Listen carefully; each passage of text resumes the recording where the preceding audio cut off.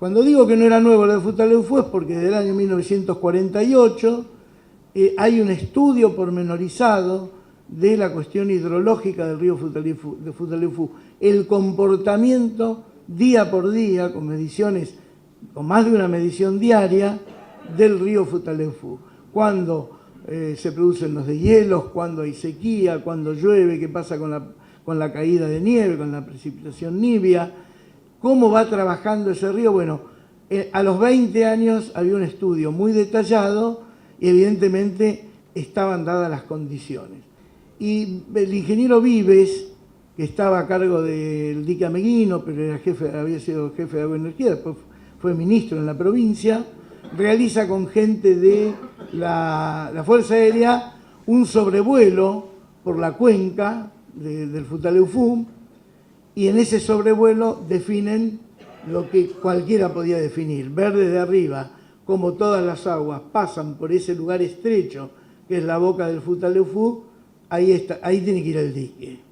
En realidad el dique, el endicamiento de las aguas, iba a estar un poco más abajo, río abajo.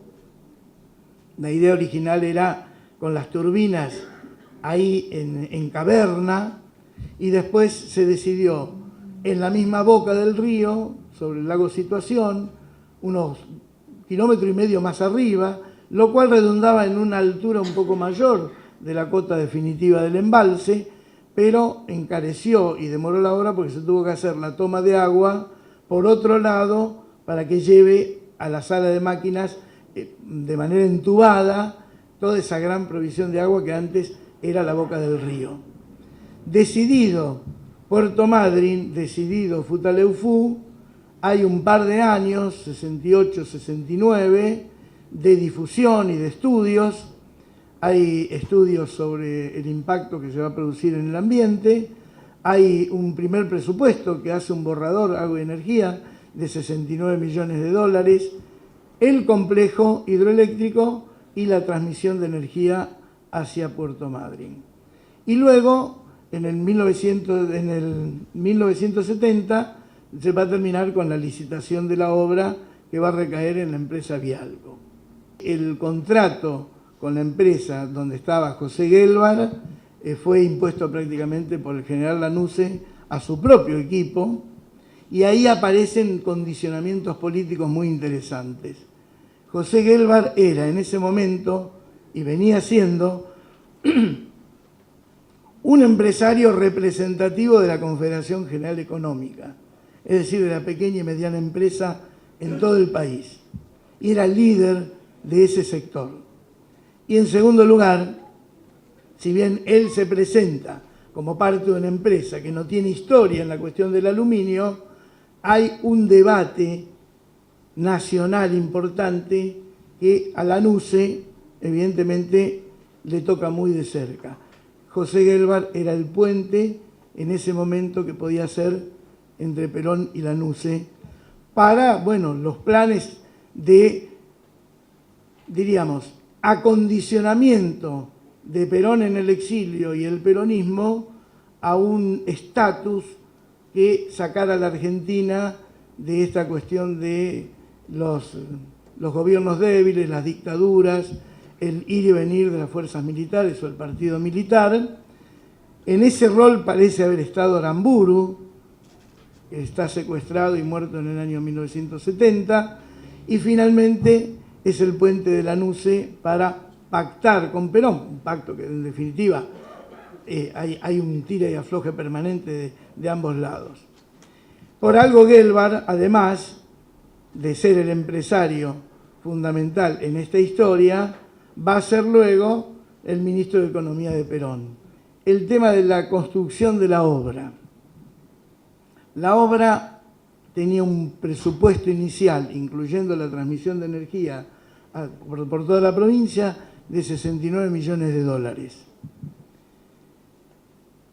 La obra se retrasa, la empresa Vialco no está para hacer esta obra, evidentemente la obra le queda grande. Y por otra parte, había estudios, según Vialco, estudios que no estaban bien hechos y requerían detenerse en determinados lugares, volver a hacer los estudios, y retrasar la obra a partir de esas exigencias. Por ejemplo, el estado físico, geológico de la base de la boca del río, que según Bialco, los estudios preliminares no servían para lo que ellos necesitaban hacer allí, el muelle, el dique de arcilla y piedra suelta. Además, ellos trabajaban con un clima muy adverso. Había épocas del año que prácticamente días enteros que no podían trabajar. No obstante, se trabajaba mañana, tarde y noche, se cobraba muy bien. La gente que trabajó llegó a equiparar cerca de 2.500 fuentes de trabajo en un tiempo donde el censo de 1970 en Trevelin y sus aledaños semirurales daba más o menos 2.000 personas. Como dicen allá, era tanta la gente que había que todo el mundo se ponía un kiosco, una parrilla, un boliche de juegos, etcétera, etcétera, etcétera, porque había mucho dinero para gastar. La gente enviaba algún dinero a sus familias fuera de la zona, menos los pocos que también trabajaron que eran de la zona, y el resto se invertía en cuestiones fundamentales para uno o se gastaba en consumo, incluyendo el juego, incluyendo la prostitución. Era tanto el movimiento de gente que cuando esto se termina, y como toda obra así extractiva de gran porte, o como toda obra vial, o como todo edificio público que se construye, una vez que se termina, la gente se tiene que ir. Una estudiante de la universidad, de mi cátedra, haciendo algunos de estos estudios preliminares, tipo trabajo práctico, pero yo les decía, con vistas a formar parte de algún libro, de hecho, es una de las que está mencionada acá, dice, a mí lo que me llamó la atención cuando voy a hacer entrevistas, que la gente empieza cuando se fue la presa. ¿Cómo cuando se fue la presa? Sí, no arrancan lo que fue el tiempo de trabajo de la presa. Les quedó muy marcado qué pasó cuando se fue la presa. La presa no se fue la empresa, se fueron los trabajadores, se fueron yendo. Skelly y Trevelin entran en una especie de depresión post-construcción de la presa. Se acabó el circulante económico, se acabó el movimiento de gente, se acabó el movimiento de maquinarias. Alguien me dijo, las aves y los animales silvestres que se fueron con tanta dinamita empezaron a volver, los renovales de cipreses empezaron a crecer y quedó poca gente a cargo de semejante monstruo. Ahora menos gente todavía con toda la digitalización y el aporte satelital para evaluar el movimiento del embalse, etc. Por eso decimos, hay un antes y un después en el caso de Skelly y Trevelin con la construcción le llaman la presa, el complejo hidroeléctrico, como supongo hay un antes y un después en Madryn con los años 70 con la planta de aluminio y el boom de las reservas faunísticas y el turismo nacional e internacional. Es el tema del bosque sumergido. Nosotros teníamos ahí un circuito, una subcuenca de 4 lagos. Lago Situación, que no pudimos averiguar por qué le pusieron ese nombre, y los lagos 1, 2 y 3 hacia la cordillera, con todos sus ríos conectores. El resto de la cuenca desembocaba por medio del río Frey, en el río 1, se juntaba con el río 1 sobre el río Frey, y toda esa cuenca vaciaba en el Situación y el Situación en el Futaleufú. Ese valle tenía no solamente agua, con 4 lagos y todos sus ríos, sino que tenía unas interesantes praderas con pastizales muy aptos para la ganadería, dentro del ámbito de parques nacionales, el Parque Nacional Los Alerces. Nosotros estuvimos trabajando con los legajos de los pobladores de la seccional Situación, que es la seccional que quedó bajo las aguas. Gente que poblaba esa zona y tenía ganado y tenía frutales desde principios del siglo XX. Toda esa gente, por la política de parques, que fue cambiando a veces más dura, a veces no tan dura, según los gobiernos, fueron reduciendo la cantidad de animales que tenían para el pastaje. Pero al saber que toda esa zona iba a ser inundada hasta lo que se llama la cota 500, que era aproximadamente un promedio de 85-90 metros de alto sobre el lago Situación, que era el último, Parques Nacionales empieza a plantear el desalojo. Hay que irse. Gente que se tuvo que ir, que perdió prácticamente todo, que no fue indemnizada, que sus haciendas las tuvieron que sacar y lo que no pudieron sacar se perdió en las aguas o fue literalmente fusilada, es decir, había que liquidar toda esa hacienda, hasta que en 1977 se va el último poblador. El último, está el telegrama que es casi macabro, no quedan pobladores en la zona del embalse. Esto significa no solo que se tuvo que ir gente, sino que hay un gran aporte a la biosfera de bosque templado y frío, bosque patagónico, había pastizales, había matorrales, había cipresales y zona de coihues, que fueron los dos elementos que todas las empresas ambicionaron y extrajeron, porque extrajeron muchísimo. Una de las que extrajo fue Vialco, que luego se juntó con Corfo, formó Forestal Futaleufú, y eso, el mal manejo que hubo perjudicando a Corfo, explotó en 1975. El gobernador Benito Fernández tuvo que intervenir Corfo, y Corfo siguió sacando madera hasta que el agua empezaba a subir. Había gente que estaba ahí trabajando que nos contaron que el agua empezó a subir porque el dique ya estaba hecho y los botes que estaban en el agua, si no los sacaban a la noche, a la mañana siguiente, por estar atados, estaban con el riesgo de hundirse. Fue un año, el 77, que las aguas subieron muy, pero muy rápidamente. Había una transición a la selva valdiviana, que si bien es parte no maderable, gran parte de toda esa riqueza vegetal, no aprovechable para la industria, pero era parte de la biosfera, bueno, todo eso se perdió bajo las aguas. Yo hacía, como buen maestro de escuela, a veces explicaba y decía, bueno, si nosotros tenemos que este es el vaso, porque vaso se le llama técnicamente al lugar del valle, al valle que se va a cubrir con agua, pues ahora van a mirar una foto, todo encajonado, y nosotros decimos, bueno, aquí está el vaso, estos dos costados son las laderas que encajonan los 4 lagos con sus ríos conectores. A medida que el agua sube, va a tapar las laderas. Y al tapar las laderas tapa el bosque. Lo que nosotros tenemos ahora son miles y miles de árboles blancos, muertos, en las orillas del perilago, en las orillas del embalse.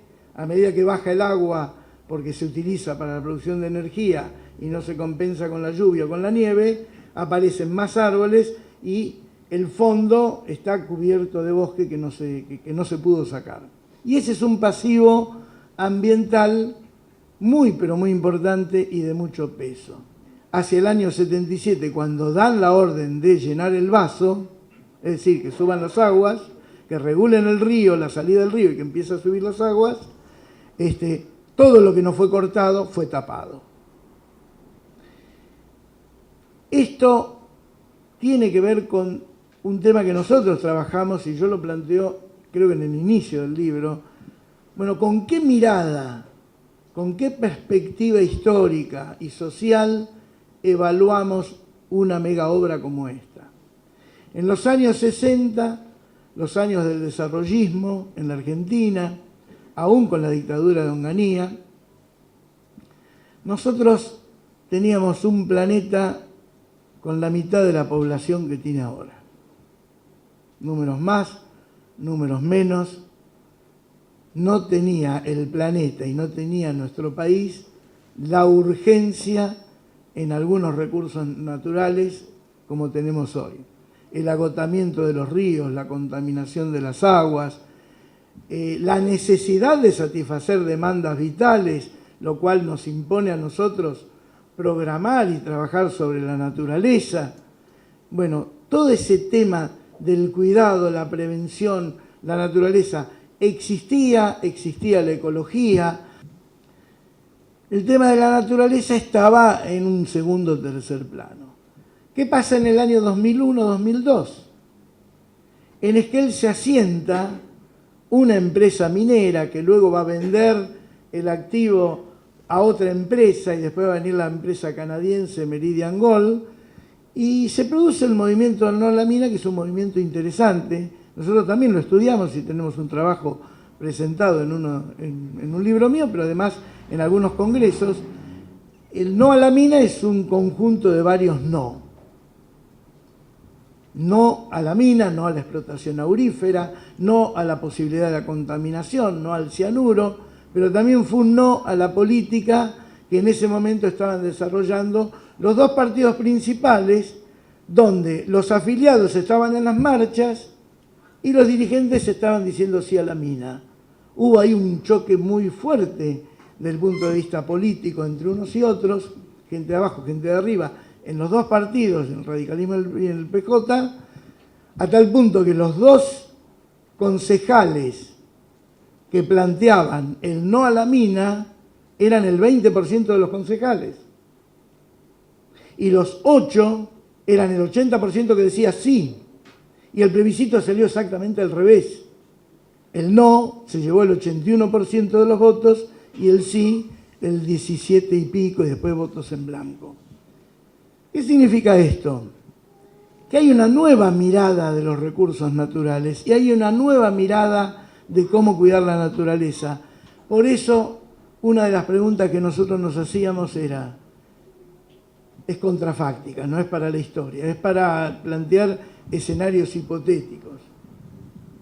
¿Se podría hacer una nueva Futaleufú en la zona nuestra, en la cordillera, después del no a la mina? Y no lo decíamos por decir, no era un juego, hay un proyecto, está el proyecto de la Elena en la zona de Corcovado, Carrel-Neufú. Hay proyectos para obras hidroeléctricas cercanas. Está vigente el proyecto minero que en cualquier momento vuelve. Entonces, hay otra mirada sobre el ambiente, hay otra mirada sobre la naturaleza. Y es ahí donde la comunidad de Esquel resignifica, este es un término muy de historia de antropología, resignifica la construcción de la presa. La vuelve a tomar como ejemplo y mucha gente decía, respecto de la minería, que no nos pase como con la presa. Tenemos algunas imágenes, ya con esto voy terminando. Lo primero que se ve hacia la derecha, que tiene que ver con la tapa del libro, es la boca del río Futaleufú, ya con los trabajos iniciados. Lo que viene luego de eso es el corte del flujo del río, primero con una taguía hacia arriba, una taguía hacia abajo, se bombea, se va a construir un par de túneles en la roca, un trabajo pero impresionante, donde entraban los camiones y salían cargados de material, para que luego el agua del río primero vaya por un túnel, después vaya por el otro, finalmente uno va a quedar cerrado definitivamente y el otro es lo que se llama descargador de fondo, que en geografía sería de la margen derecha, uno lo ve de frente, es a la izquierda, pero en la margen derecha ahí queda el descargador de fondo, que es donde sale el agua para limpiar cada tanto el remanente de barro. Lo que está al lado en el otro extremo todo de hormigón y de hierro, es la Boca Toma. Es una obra que guarda el ingreso del agua hacia el sistema de aducción, por donde va toda el agua hacia la sala de máquinas, túnel, puente, tubería, cielo abierto y túnel, y luego va a la sala de máquinas. Esta es la boca, y está hecha así para evitar que los troncos que estén dando vueltas ahí debajo del agua, a medida que va bajando el agua cuando se la utiliza, entren en el sistema. Es todo de hierro y de hormigón. Por supuesto, el agua está a 15 o 20 metros promedio por arriba del techo de esta obra de toma. Lo que tenemos en blanco y negro acá es el inicio de la chimenea de equilibrio, puro cemento y puro hierro. El sistema de aducción entre el agua, túnel, puente, tubería, túnel. Cuando tiene que ir oblicuo hacia la sala de máquinas, hay una torre que permite una descompresión de todo el peso del agua que va inclinado hacia la sala de máquinas. Lo que está en el medio, abajo, es la estructura, fundamentalmente de madera, para el vertedero, o sea, el lugar donde, cuando hay mucha agua que no se utiliza, se abre y por medio de un canal excavado con dinamita, esa agua remanente llega al río Futaleufú.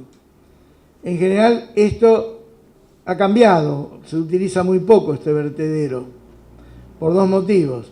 Está cambiando el clima, por un lado, y por otro, se produce más energía. Es decir, el complejo está preparado para trabajar con una sola turbina al límite, para producir energía. Después de todo, el negocio también pasa por ahí, por producir energía. Entonces, puede haber una bajante muy, muy grande y el complejo sigue trabajando, aunque sea al límite. Por eso, el agua excedente prácticamente no se está produciendo como tiempo atrás la apertura y que salga el agua excedente. Y lo otro, bueno, es una vista aérea tomada de la página del vertedero ya terminado, y hay otras vistas del hotel, el Hotel Futaleufú, totalmente destrozado, saqueado. Es decir, acá el Estado invirtió muchísimo dinero, no se utilizó para los fines que se pensaba utilizar, turismo, después de la construcción del complejo, y cada una de los protagonistas, de las instituciones protagonistas, empezó a llevarse algo. Hasta que, con menos vigilancia, cualquiera podía entrar y llevarse un poco de parquet, unos caños, un inodoro, unos grifos, totalmente destrozado. Prácticamente dicen los que saben que para ponerlo en marcha es más caro ponerlo en marcha, refaccionando todo, que haciendo algo nuevo. Es una pena, es un lugar que realmente parece, no sé si recuerdan las imágenes de Kosovo, ese lugar de Yugoslavia, de la península balcánica, en plena guerra. Y por último, las imágenes que hoy duelen. Recorrer el embalse para ir a pescar o para ir a pasear, hay que hacerlo en bote o en lancha, y ver este tipo de árboles blancos, muertos, realmente a la gente que vive, todos los que vivimos en la cordillera, no podemos negar que nos duele el estado de la pérdida de naturaleza en este sentido. Hay un tema de debate que puede ser interesante para todos nosotros, el presente y el futuro. Es decir, no agotemos más nuestros recursos naturales, y si los vamos a usar porque los necesitamos, lo tenemos que hacer de la manera más racional posible y de una manera que la distribución de la riqueza que generan estos recursos sea precisamente lo más equilibrada y pareja posible, para construir, en definitiva, como decimos siempre, un país mejor, una sociedad mejor o un mundo mejor es posible, como se dijo mucho tiempo atrás, y sigue vigente. Bueno, muchísimas gracias. En realidad, lo que estamos haciendo nosotros es justamente eso. No hay que decir que no, sino buscar las alternativas y generar un debate. Un debate al efecto, digamos, de no decir no, como vos citabas anteriormente, que hubo un momento determinante de la vida de la provincia que dijo no a la mina. Hasta el nombre no me gusta a mí. No a la mina de cielo abierto es contaminante, pero realmente no ha pasado esto. Y que algo más contaminante en nuestra región vive de las regalías petroleras. Si hay algo más contaminante o contaminante que se precie de tal, podría ser el petróleo. Y hoy justamente estamos viviendo en nuestra región, en nuestra provincia, el tema del levante, digamos, de la cuestión esta que dejan de las operadoras dejar de sacar crudo, y eso merma en función de lo que realmente vive las provincias de nuestra región, en función de eso, y que tenemos que buscar alternativas a nuestras fuentes, digamos, recursos que tenemos, que son muchos, como decía anteriormente Ricardo, pero que realmente tenemos que empezar a debatir y empezar a ejercer, digamos, la potestad que tenemos como para ver de qué posibilidades tenemos en el futuro.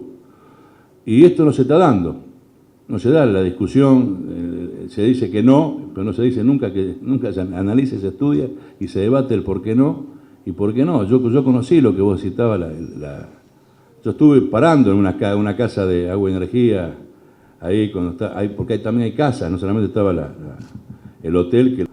Y en función de eso, un poco la idea nuestra es tratar de generar este tipo de debate, este tipo de conversaciones con respecto a lo que vos traés como empresa Futaleufú, que creo que la primera vez que escuchamos algo, digamos, con respecto a una obra de esta envergadura, que arrancó allá y digamos que nosotros hemos visto lo que generó una empresa estatal como Agua y Energía Eléctrica.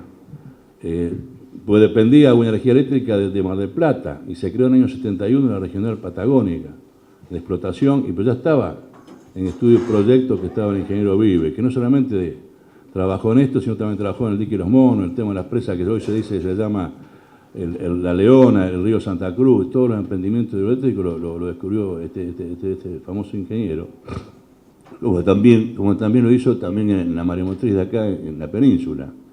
Y bueno, y se fue perdiendo toda esta sabiduría de esta gente porque realmente no hubo la capacidad de absorberlo, todo el conocimiento que tenían un tiempo a esta parte, y que realmente lo hacían caminando, porque no había dron, no había absolutamente nada, y que realmente su capacidad fue desperdiciada, como el caso específico, te decía yo, el ingeniero Berquenós, por ejemplo.